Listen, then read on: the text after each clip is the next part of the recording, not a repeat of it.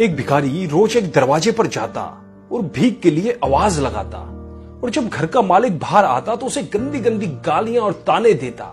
मर जाओ, काम क्यों नहीं करते, जीवन भर भीख मांगते रहोगे। कभी कभी गुस्से में उसे धकेल भी देता, पर भिखारी बस इतना ही कहता, ईश्वर तुम्हारे पापों को क्षमा करे। एक दिन सेठ बड़े गुस्से में था, शायद व्यापार में घाटा हुआ था। वो भिखारी उसी वक्त भीख मांगने आ गया। सेठ ने आओ देखा ना ताओ देखा, उसे पत्थर से दे मारा। भिखारी के सर से खून बहने लगा। फिर भी उसने सेठ से कहा, ईश्वर तुम्हारे पापों को क्षमा करे, और वहां से जाने लगा।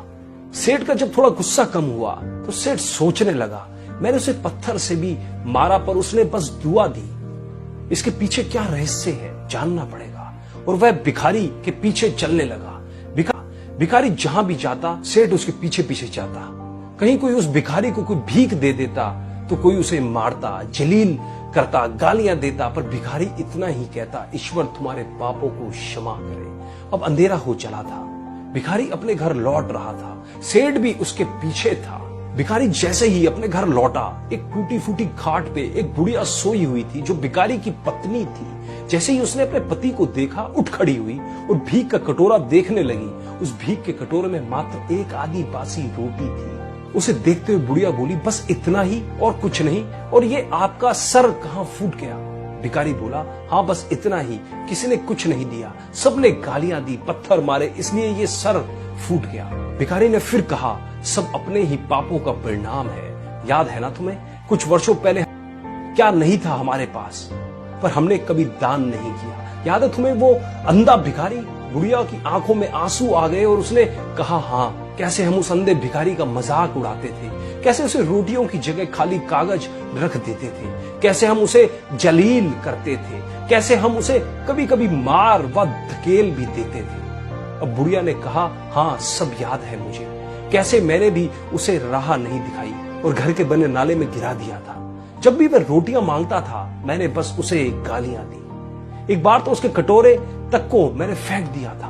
और वो अंधा भिखारी हमेशा कहता था, तुम्हारे पापों का हिसाब ईश्वर करेगा। मैं नहीं, आज उस भिखारी की बद्दुआ और हाय हमें ले डूबी। फिर भिखारी ने कहा, पर मैं किसी को बद्दुआ नहीं देता, चाहे मेरे साथ कितनी भी ज्यादती क्यों ना हो जाए, मेरे लब पर हमेशा दुआ रहती है। मैं अब नहीं चाहता कि कोई और इतने बुरे दिन देखे। मेरे साथ अन्याय करने वालों को भी मैं दुआ देता हूं, क्योंकि उनको मालूम ही नहीं वो क्या पाप कर रहे हैं, जो सीधा ईश्वर देख रहा है। जैसे हमने भुगती है, कोई और ना भुगते। इसलिए मेरे दिल से बस अपना हाल देख दुआ ही निकलती है। सेठ छुपके छुपके सब सुन रहा था। उसे अब सारी बात समझ आ गई थी। बूढ़े बुढ़िया ने आधी रोटी को दोनों मिलकर खाया और प्रभु की महिमा है बोलकर सो गए।